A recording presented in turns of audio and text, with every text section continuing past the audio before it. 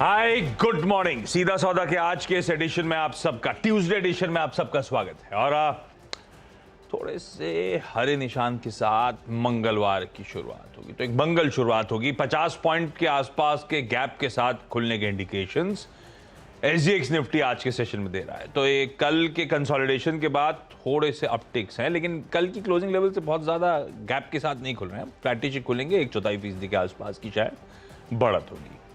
भाई यूएस में तो कल थोड़ा सा मुनाफा वसूली का दबाव जाते जाते हावी हुआ। तो बेंचमार्क स्क्रीन्स पर जब आएंगे तो देखेंगे आपकी डाउ, एसएनपी, नैस्डैक 2/3 से 1.25% के आसपास ही कमजोरी के साथ बंद हुए। इंट्राडे में डाउ तो अच्छा खासा करेक्ट होकर क्लोज होता हुआ नजर आया, पर फिर से आज फ्यूचर्स इन ग्रीन ट्रेड कर रहे हैं।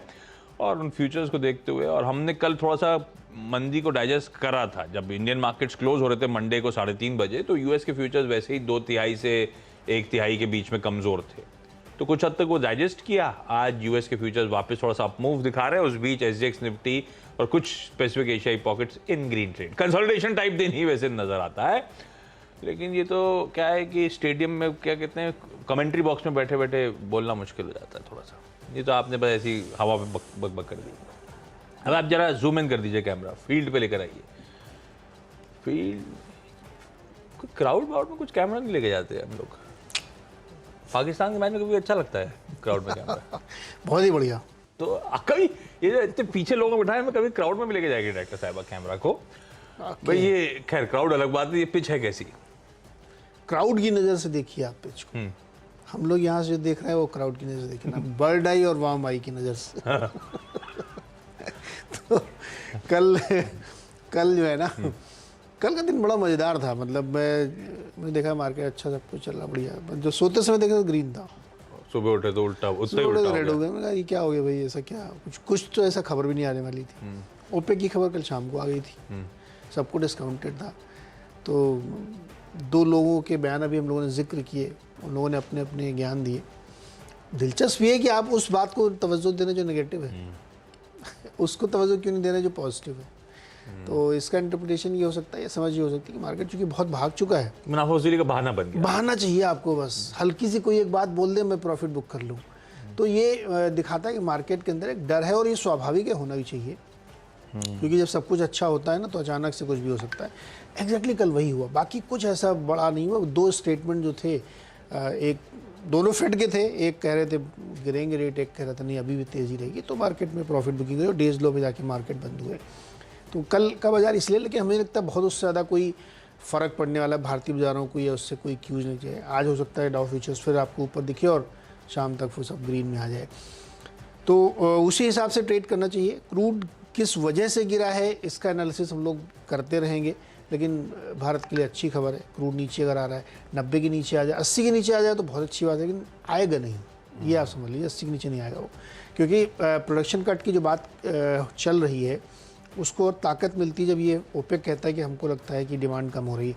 तो ये ओपेक वाले ना बहुत ही कार्टेल बना के चलते हैं। जैसे इनको देखेगा डिमांड कम हो रही है, प्रोडक्शन घटा देंगे ये, जिससे प्राइस मेंटेन रखें। ये अपना नुकसान नहीं करते हैं। तो इसीलिए मैं कह रहा था आशीष सुबह कि बहुत खुश होने की ज़रूरत नहीं है। ये ओपेक वाले भी अनाउंस कर देंगे कि हम तो 2 लाख बैरल और कम कर रहे हैं प्रोडक्शन, तो प्राइस फिर मेंटेन रखेंगे। इसलिए क्रूड से बहुत खुश होने की ज़रूरत नहीं, लेकिन वैसी कोई भी जो मार्केट में दिक्कत दिख नहीं रही है। हालांकि अब चिंता ही, अपना रिजल्ट सीन खत्म हो गया, अब खबरें कहाँ से आएंगी? हाँ, थोड़ा ड्राई पैच हिट होने वाला है। ठीक है, जो स्टॉक्स ले रहा हूँ क्योंकि अब रिजल्ट सीजन का लास्ट ले गए, लार्जली सब नंबर्स पे ही फोकस है। जो नंबर्स अपरेंटली अच्छे हैं वो ग्रीन है, जो खराब है वो रेड है। पर ध्यान रखिएगा, हमेशा नंबर्स से पहले कई सारे स्टॉक्स में प्री पोजिशनिंग होती है।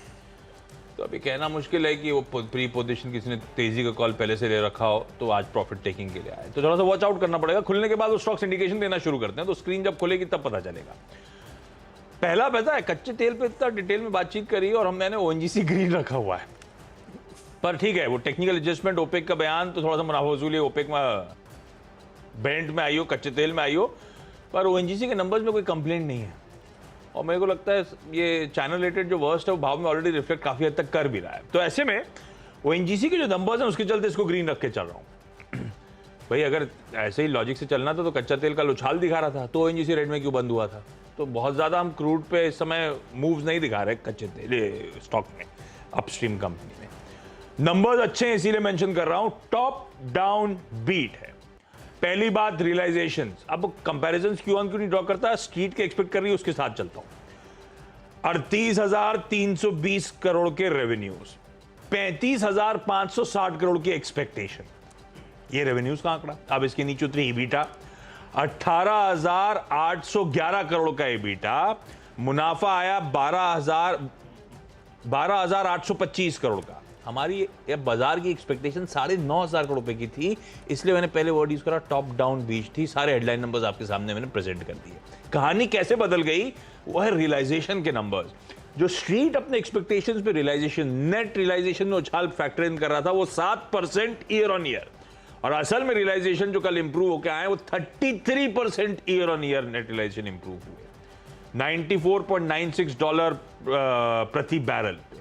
तो वो पूरा रियलाइजेशन की जो पिक्चर बदली, उससे आपने देखा एक्सपेक्टेशन से कहीं बेहतर नंबर्स डिलीवर हुए। इसीलिए अच्छे रियलाइजेशन, अच्छे टॉप डाउन बीट के चलते ओएनजीसी को ग्रीन रख रहा हूं, पर कच्चा तेल सिग्निफिकेंटली कूल ऑफ हुआ है, तो हमें जरा देखना पड़ेगा कितना कच्चा, अगर कच्चा तेल आज थोड़ा सा सपोर्टिव होता, फ्लैट होता, तो मैं मानता हूं ओएनजीसी अच्छा ग्रीन में ट्रेड कर सकता था, लेकिन आज वो कच्चा तेल थोड़ा सा ना दिक्कत कर रहा है, तो जरा इसे वॉच आउट करेंगे। पहला स्टॉक हो गया ये ओएनजीसी का इन ग्रीन। अगला स्क्रीन पे लेकर आइए एनएमडीसी। एनएमडीसी के नंबर्स भी, एनएमडीसी को मैं रेड क्लासिफाई कर रहा हूं। एनएमडीसी के नंबर्स में जैसा ओएनजीसी के साथ हुआ टॉप डाउन बीट, यहां पे टॉप डाउन मिस कह लीजिए, बिल्कुल उल्टा। एनएमडीसी के केस में रियलाइजेशंस, जैसे ओएनजीसी के रियलाइजेशन एक्सपेक्टेशन 7% की 33% आए, यहां पे रियलाइजेशन एक्सपेक्टेशन से म्यूटेड देखने को मिले और वहीं से मामला गड़बड़ा गया। एवरेज रियलाइजेशंस पर टन जो है 48% का डिक्लाइन ईयर ऑन ईयर, 48% का डिक्लाइन, और इसीलिए सेल्स वॉल्यूम ऊपर से 6% गिरा, तो सारा नंबर गड़बड़ा गया। 3,800 करोड़ रुपए की, 3,880 करोड़ की रेवेन्यूज के एक्सपेक्टेशन, 3,328 करोड़ का रेवेन्यू नीचे उतरी। 30.9% के मार्जिन एक्सपेक्टेशन, 31% की कह लीजिए, 25.5% पे मार्जिन आए, और इसीलिए मुनाफा जो एक्सपेक्टेड था उससे मिस होता हुआ नजर आया है। और वो मुनाफा तो खैर वो अदर इनकम में अच्छा उछालता है, इसलिए मुनाफे को मदद मिल गई। अगर मैं इसी ऑपरेशनिंग परफॉर्मेंस को कैलकुलेट करता तो मुनाफा डिसअपॉइंटिंग और ज्यादा हो जाता। तो बेसिकली सेल्स वॉल्यूम रिड्यूस हो रहे हैं, वो तो खैर 6% के आसपास, एवरेज रियलाइजेशन तगड़ी गिर गई, इसलिए सारा एक्सपेक्टेशन स्ट्रीट की तो उससे कहीं कमजोर नंबर्स एनएमडीसी के। तो एनएमडीसी रेड हो गया मेरे लिए आज के ट्रेडिंग सेशन के लिए। तीसरा स्टॉक, ऐसे ही मैंने टीम को मिक्स बैग रखा हुआ है। अपोलो टायर्स को मैं ग्रीन लेके चल रहा हूं। वैसे मैंने सोचा था 5 हरे बताऊंगा, 5 लाल बताऊंगा, लेकिन मैंने हरे लाल बता दी। राइट साहब आप अपने हिसाब से फिर फायर करते रहना। अपोलो टायर्स ग्रीन रखा है मैंने। Numbers ahead of street estimates हैं। रेवेन्यूज में 17.5% का उछाल, स्ट्रीट एक्सपेक्टेशन से बेहतर। मार्जिन जो है 12% पे आए, हमारा स्ट्रीट का अनुमान 11.3% का था, तो मार्जिन एक्सपेक्टेशन से बेहतर डिलीवर करे, और मुनाफा इसीलिए 12% इंप्रूव होता हुआ। तो अपोलो टायर्स रखे रडार पे, नंबर्स अच्छे हैं, पर क्या है ये स्टॉक्स में प्री पोजिशनिंग होती है नंबर्स से पहले की, जरा उसे वॉच आउट करने की जरूरत होगी। एक स्टॉक और जोड़ देता हूं क्योंकि टायर पे उतर ही गया हूं, तो अपोलो टायर्स के साथ दिखाइए बालकृष्ण इंडस्ट्रीज को। अपोलो नंबर्स पे ग्रीन रखा है, बालकृष्ण नंबर्स पे रेड रखा है। बीकेटी जो उस ब्रांड से ऑफ रोड टायर्स बेचने का काम, इसको दबाव में इसलिए रखा है क्योंकि मार्जिन इरोड हुए हैं। आय 28% बढ़ी साल दर साल। अब भाई यूएस में अगर कुछ हिंट मिलता है North American class 8 truck sales का, तो मोमेंटम था, तो रेवेन्यू तो अच्छे मूव, 28% का जंप आया, पर नीचे ऑपरेटिंग परफॉर्मेंस गड़बड़ा गया। एबिटा 21% गिर गया, मार्जिन 26% वाले 16% पे पहुंचते हुए, तो डिसअपॉइंटिंग हो गया एकदम से ऑपरेशनल परफॉर्मेंस, इसीलिए रेड। मैंने 4 बता दिए क्योंकि टायर 2 थे। नहीं सही किया आपने। बालकृष्ण ने अपना वॉल्यूम गाइडेंस वापस ले लिया यूरोप के चलते, तो अनसर्टेनिटी के चलते बुरी खबर इनके लिए। इंडोनेशिया के बाली में G20 समिट शुरू, ठीक है, 2 दिन की है। हाँ, जहाँ पे मोदी जी गए हुए हैं। मोदी जी जहाँ पे गए हुए हैं। कल वहाँ के बड़े अच्छे इंडियन डायस्पोरा के विजुअल्स आ रहे थे, देखे आपने? नहीं, आज शाम को मोदी जी वहाँ पे वो मीट को संबोधित करेंगे, लेकिन वहाँ पे वो जलवे रहते हैं एकदम, लोगों से मिले हैं ना, तो कल बड़े अच्छे विजुअल्स थे वो। खैर चलिए बायोकॉन से शुरुआत करते हैं, और बायोकॉन रेड में रखा है मैंने। नतीजे जो है इसके अनुमान से कमज़ोर हैं और मिक्स बैग हैं, कुछ कुछ पॉकेट्स में ठीक किया इन्होंने, लेकिन ओवरऑल नंबर कमज़ोर दिख रहे हैं मुझे। प्रॉफिट काफ़ी गिर गया है, रेवेन्यू भी एक्सपेक्टेशंस के लगभग बराबर ही है, एबिटा कम है, मार्जिन भी थोड़ी सी कम है, तो मुझे लगता है इसको रेड में रखना चाहिए। ग्रीव्स कॉटन के नतीजे ठीक दिख रहे हैं, मुनाफा जो है 29 करोड़ आया है और पिछले साल इसी तिमाही में 23 करोड़ का नुकसान था, तो घाटे से मुनाफे में आए हैं कंपनी। और इन्होंने जो है अपने कारोबारी मुनाफा भी ले आया 40 करोड़ का जो नुकसान में था, तो ठीक है। लेकिन चूँकि ये सेक्टर, ये पॉकेट पे मैं बहुत कॉन्फिडेंट नहीं हूँ, तो इसलिए पता नहीं कितना सस्टेन करेगा, लेकिन नंबर प्राइम एफएसआई देख के ठीक लग रहे हैं। थर्ड स्टॉक है जीएमआर एयरपोर्ट्स, जिन्होंने अपना घाटा जो है बढ़ा लिया है। 169 के सामने 195 करोड़ का लॉस है, हालांकि रेवेन्यूज़ उनके जो है बढ़ के आए हैं, जो कि 1000 के सामने 1600 करोड़ आए। मुझे आज तक ये समझ में नहीं आया कि ये एयरलाइंस, एयरपोर्ट से परमानेंट घाटे में चलती रहती, फिर भी लोग चलाते रहते हैं। आपको पता है क्यों ऐसा? एयरपोर्ट में जाइए आप, चेक इन की लाइन में आपको 1.5 घंटा लग सकता है, लेकिन एयरलाइंस घाटे में चलती है। और अंदर सीटें भी भरी रहती हैं, सीटें भरी रहती है, समोसा 300 रुपये बेच लेते हैं, आजकल महंगा हो गया। 10,000 का टिकट देंगे, सैंडविच 250 रुपये की, स्टिल नुकसान में। पता नहीं ये बिजनेस समझ में नहीं आज तक मेरे कभी, ये कैसे। नूडल्स भी 200 रुपये का पड़ रहा है। कॉफ़ी, रेडी मिक्स कॉफ़ी 80-90 रुपये ही देते हैं, छोटी सी। एनीवे मुझे लगता है कि ये रेड में रहना चाहिए। चलिए 3 हो गए मेरे। एक सैंडविच लेके क्या होता है, आपकी जर्नी आसानी से निकल जाती है। आपने 15-20 मिनट खाया हुआ, जब तक निपटाया उठाया तब तक आपका दिल्ली पहुंच गया। मुझे ये कोई लॉजिक समझाए, मतलब ये बहुत जेनरिक क्वेश्चन पूछ रहा हूँ। एयरपोर्ट के अंदर घुसते ही वड़ा पाव आपका 100 रुपये का हो जाता है, बाहर 20 रुपये का, क्यों? प्रीमियम पे करना पड़ेगा ना। क्यों, किस बात का प्रीमियम? रेलवे स्टेशन में घुसते ही क्यों नहीं हो जाता 5 गुना? रेलवे, अब इसका क्या डिबेट? वो बिलो स्टैंडर्ड है, डाउन मार्केट है क्या, ये कहना चाह रहे हो आप? नहीं, अब वैसा हो गया ना, ये ढाबे पे पिया पानी, अब 5 सितारा में पिया, तो आप अरे कितना बड़ा लोग हैं आप, ये लोग अरे आप 5 स्टार में जाइए, पानी फ्री होना चाहिए। 10 रुपए की तो बोतल आती, पानी तो फ्री देना चाहिए। पानी देते ना 100 ml, 150 पानी, ml, मतलब 5 स्टार्स में भी पानी, रेस्टोरेंट में भी खाने में पानी, तो आप बॉटल वाटर फ्री दे सकते हो, इतना बिल तो आप रखते हो। जानकारी के लिए कानून ये कहता है भारत का कि किसी भी रेस्टोरेंट के अंदर आप जाके पानी फ्री पी सकते हो, वॉशरूम यूज कर सकते हो, nobody can stop. Yes I know. चलो ठीक है भाई, अच्छा स्टॉक बताओ। हाँ, अगला स्टॉक भूल गया मैं कहाँ पे था। एनबीसीसी, डायरेक्टर साहब एनबीसीसी और सीएससी खींचिएगा मैंने, क्योंकि अपनी टीम जो भेजी और मैं जो स्टॉक्स बोल रहा हूँ ऊपर नीचे बोलती हैं, तो कंफ्यूजन हो रहा होगा। एनबीसीसी को मैंने ग्रीन रखा है। एनबीसीसी ग्रीन इसलिए क्योंकि भाई नंबर्स ठीक है, मार्जिन, 2 चीजें हैं। पहले तो नंबर्स बताता हूं। आय 8% बढ़ी साल दर साल, इबीटा उसके सामने 74% का जंप। तो हुआ क्या, ठंडे मार्जिन थे 2.7% वाले, वो इंप्रूव हो गए 4.4% पे पहुंच गए। तो ऑपरेशनली परफॉर्मेंस एनबीसीसी का कुछ सुधरा, पर ये बहुत थका हुआ स्टॉक है, रैंक अंडर परफॉर्मर बन चुका है। दूसरी अच्छी खबर आई कि इन्होंने अक्टूबर मंथ का अपडेट शेयर करा, तो सितंबर में 162 करोड़ के फ्रेश ऑर्डर्स थे, अब बढ़ के 332 करोड़ रुपए के अक्टूबर में। सितंबर के बाद अक्टूबर में एकदम से ऑर्डर बुक और स्वेल होती हुई, तो एनबीसीसी 2 रीजन के चलते ग्रीन रख के चल रहा हूं। सीईएससी, इसको रेड लेके चल रहा हूं। बहुत दिनों बाद चर्चा में आई ये कंपनी, आजकल क्यों नहीं चर्चा में ज्यादा आती, सीईएससी की बहुत चर्चा में आती है, याद है आपको? कई टुकड़े हो चुके हैं ना अलग अलग इनके। तो आय 12% बढ़ी, उसके सामने इबीटा 46% गिर गया, 26% प्लस वाले मार्जिन 12.5%, तो हाफ भी नहीं, हाफ से भी कहीं कम हो गए मार्जिन, और इसीलिए मुनाफा दबाव में आता हुआ। तो नंबर्स कमजोर थे, इसीलिए सीएससी को रेड। जुआरी इंडस्ट्रीज 44 करोड़ का लॉस किया इन्होंने 13 करोड़ के प्रॉफिट के सामने, नतीजे कमजोर। बीपीएल रेवेन्यू 50% घट के 11 करोड़ बचा है और 41% गिर के 1.5 करोड़ का प्रॉफिट आया, बहुत ही खराब नंबर। आईआरसीटीसी के नंबर भी मैं रेड में रख रहा हूँ। अभी हम लोग चर्चा करते एविएशन की, लेकिन अब इधर आइए आईआरसीटीसी में। देखिए सीजनली अगर आप देखेंगे ना, तो इनके नंबर को क्वार्टर ऑन क्वार्टर ही देखना चाहिए, ज़्यादा वायु वाई चक्कर नहीं पड़ा, क्योंकि सीजनल इम्पैक्ट होता है ना, फेस्टिवल्स और ये सब होते हैं। तो इनके जो नंबर दिख रहे हैं वो 5% रेवेन्यू घट गया है क्वार्टर ऑन क्वार्टर, आप देख के चलिए यहाँ पे। एबिटा 5% कमज़ोर है, मुनाफा कमज़ोर है, मार्जिन फ्लैट है, तो पता नहीं नंबर ठीक नहीं लग रहे हैं। और टिकटिंग बिजनेस इनका जो है वो फ्लैट है, मुझे ये चिंता है। टिकटिंग बिजनेस का क्वार्टर फ्लेट में लोग गए नहीं क्या? अच्छा आजकल इन्होंने वो भी शुरू कर रखा है, बोली लगा के आप टिकट खरीदिए। बहुत महंगा हो जाता है उसमें। अरे उसके बावजूद अगर नहीं सब धंधा चल रहा तो फिर मतलब क्या है? कुछ तो दिक्कत है। एनीवे नंबर अच्छे नहीं है, मतलब ये कंपनी में दिक्कत नहीं है, but numbers are not good. ये क्यों गिरावट दिखा रहे हैं हम लोग? हाँ, तो इसलिए मुझे लगता है कि ये थोड़ा सा ध्यान रखना चाहिए इसमें, रेड पे रहेगा। चूंकि स्टॉक में मोमेंटम था इसलिए मैंने इसको रेड में रखा है। यहाँ पे तो 6 हो गए। ब्रेक, छोटा सा ब्रेक के बाद अगले 4 स्टॉक्स।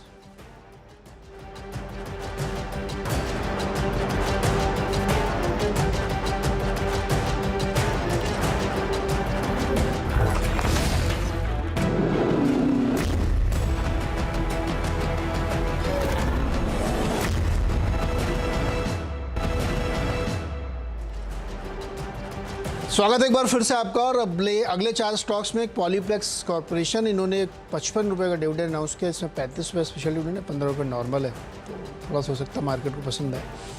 टीम लीज और इन्फो एज 2 स्टॉक मुझे लगता है रेड में रखनी चाहिए।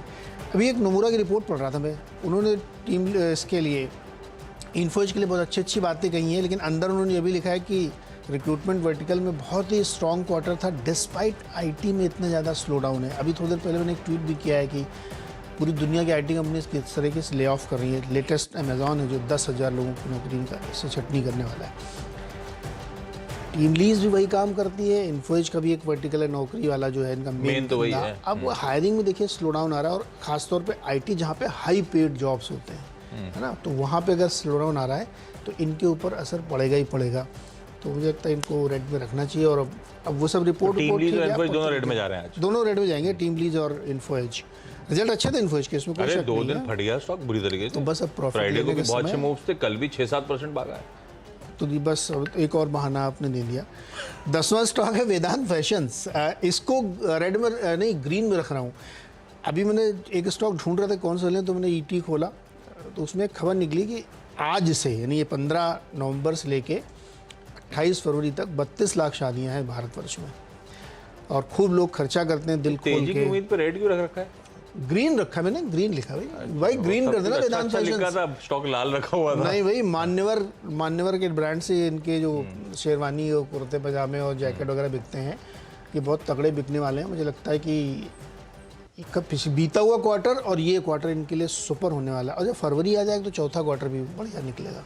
यहाँ से तो मतलब इनके अच्छे दिन शुरू हो चुके हैं। फरवरी में वैलेंटाइन से कर लेना वेदांत। वैलेंटाइन नहीं, मैरिज है 28 फरवरी तक सीजन चलेगा। नहीं वैलेंटाइन भी उसमें, वैलेंटाइन में कौन पहनता है इस तरह के कपड़े? मुझे क्या पता। तो वेदांत फैशन, बहुत सारी कंपनीज हैं, हम लोग इस पर एक सीरीज भी शुरू करेंगे, लेकिन फिलहाल वेदांत ठीक लग रहा है। रेडिको खैतान, इसको रेड रखा है मैंने। ये सरप्राइजिंग, रेडिको खैतान के मेरे को लग रहा था ट्रैक्शन आना चाहिए, लेकिन हर पैमाने पे नंबर्स कमजोर है। रेवेन्यूज ऑपरेशनली जो स्ट्रीट एक्सपेक्ट कर रहा था उससे म्यूटेड परफॉर्मेंस। 760 करोड़ की आय, 800 करोड़ की स्ट्रीट एक्सपेक्टेशन के सामने। इबीटा उल्टा 19-20% ईयर ऑन ईयर गिर गया। 16% वाले मार्जिन गिर के 12% पे पहुंचते हुए नजर आए। वो तो प्रेस्टीज एंड अबव, वो प्रेस्टीज एंड अबव मतलब दारू कंपनी के लिए उसको प्रीमियम कैटेगराइजेशन। प्रीमियम तो फिर भी बेहतर कर गई जैसा स्ट्रीट एक्सपेक्ट कर रहा था उसके, और रेगुलर सेगमेंट जो है वो गड़बड़ाता हुआ। रेगुलर गड़बड़ा रहा है। रेगुलर ये के शेप वाला गेम नहीं बिक रहा है, स्मैरन ऑफ एब्सोल्यूट बिक रहा है, ये कह रहा है। के शेप वाला मामला है भाई साहब। ये एग्जैक्टली ये बहुत, इसलिए मैंने सब एग्जांपल्स हैं, हर चीज का एग्जांपल ये भी के शेप है। चप्पल से लेकर जूते से लेकर आप दारू भी देखिए क्या हाल हो रहा है। पर ठीक है, नंबर्स कमजोर हैं, इसमें कोई शक नहीं, इसीलिए मैं इसको रेड लेके चल रहा हूं। तो रेडिको खैतान आज के लिए रेड वाला स्टॉक। ये दिलीप बिल्डकॉन को रख तो ग्रीन दिया है, लेकिन ये स्टॉक की चाल गड़बड़ा चुकी है, जरा नोट डाउन करिएगा। बहुत सबड्यूट ट्रेड करता है, कोई हलचल नहीं ज्यादा है स्टॉक में। नंबर्स ठीक ठाक हैं, पर फिर भी सिर्फ वॉच आउट रखेंगे स्टॉक को। आय 17% बढ़ी, मार्जिन 2.5% वाले बढ़ के 13.5% आ गए, मतलब वो अच्छा खासा एग्जीक्यूशन शायद पिकअप हुआ है, तो घाटे से प्रॉफिट्स में लौटती हुई। पर वॉच आउट करेंगे, थोड़ा सा स्टॉक को लेकर ऑफ लेट चाल गड़बड़ा रही है। मार्क्सन्स फार्मा, इसको ग्रीन रख रहा हूं। मार्क्सन्स के नंबर्स ऊपर से लेकर नीचे तक जो स्ट्रीट एक्सपेक्ट कर रहा था उससे बेहतर परफॉर्मेंस है, टॉप डाउन बीट जिसे हम कहते हैं। आय 25% बढ़ी, उसके सामने ईबीटा 33% का जंप, मार्जिन एक्सपैंड कर गए, करीब 110 बेसिस पॉइंट्स का मार्जिन में एक्सपेंशन। तो इस नंबर को रख रहा हूं मैं ग्रीन। प्रॉफिट भी 35% उस एक्सपेंशन के चलते बढ़ता हुआ। और फाइनली आरती इंडस्ट्रीज रेड रख रहा हूं, क्योंकि आरती इंडस्ट्रीज के नंबर्स कोई शक नहीं कमजोर, और कमजोरी के पीछे ऑपरेशनल परफॉर्मेंस। आए तो अच्छा ट्रैक्शन दिखा रही है 34% की, पर मामला उसके बाद गड़बड़ा। इबीटा आय 34% बढ़ती है, उसके सामने इबीटा केवल 4.5% बढ़ता है। मतलब क्या हुआ? मार्जिन कॉन्ट्रैक्ट कर गए, 20% वाले 15-16% पे आ गए, और इसलिए मुनाफे पे दबाव आ गया। तो ऑपरेशनली वीक आरती को रेड लेके चल रहा हूं। क्विकली छोटा सा ब्रेक के उस पार जब लौटेंगे तो ये जो 10-10 स्टॉक्स हाईलाइट करें, इनका एक क्विक रैप अप।